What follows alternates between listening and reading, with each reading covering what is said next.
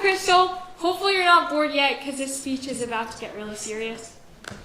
So, if I asked you to draw what success looks like, maybe you draw a quadratic, maybe you draw a sine graph, but I know what I would have drawn a few years ago, and that's a straight line, angled really upward and no detours. Because I thought that's what success was supposed to feel like. Getting into a good college, getting a high-paying job, and eventually settling down.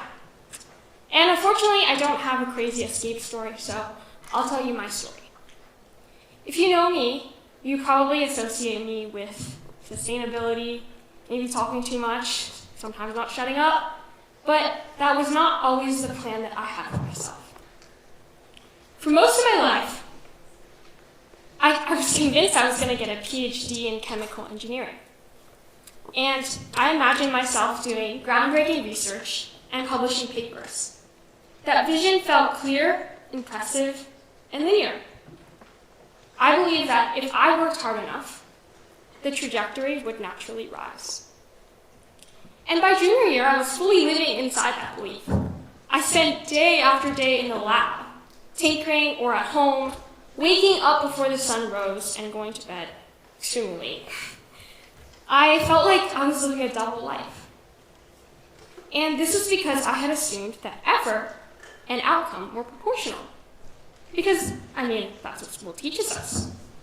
If you studied more, you scored higher for the most part. I assumed that was just how it was. But halfway through junior year, I started to feel kind of lost. The work that I had poured my heart and soul into wasn't turning out the way that I had intended for it. The breakthroughs were slow and almost invisible, but what unsettled me the most was realizing that I didn't even love the process the way that I thought I did. I loved what I believed it would lead to, which was awards, publications, and the narrative of being exceptional. And for someone who had always assumed that progression was linear, feeling like I was plateauing was genuinely heartbreaking. I felt like I had somehow miscalculated my own worth. But what I didn't realize back then was how much society reinforces the illusion of linear progression. We like to celebrate achievements and milestones, and yet we never talk about failures. Maybe this is a really corny example, but I don't know, I'm a STEM lover. For example, Albert Einstein. We rarely remember his story. Before his relativity breakthrough, he spent years humbly working in a patent office where his intellectual ability was usually shunned on. And I can only imagine how much doubt he had in himself and how maybe he also felt like a nameless failure. And in my life, I had begun dabbling more seriously into sustainability and clean energy work. I had always loved the earth and its people, but I had treated that interest like a side gig. It wasn't the plan that I had constructed for myself because it was too easy, it was not technical enough, and this one is kind of hard for me to admit, but I thought it was too girly. I thought that if I put that on my resume, I would not be taken seriously enough.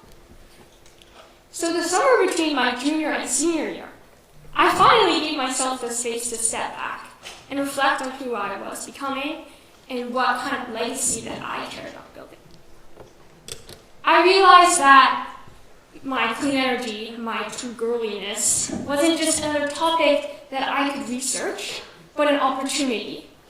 It was an opportunity to combine the technical rigor I had worked so hard to develop with something deeply human, equitable, and something that I cared about. Looking back, junior year felt like a wall at the time.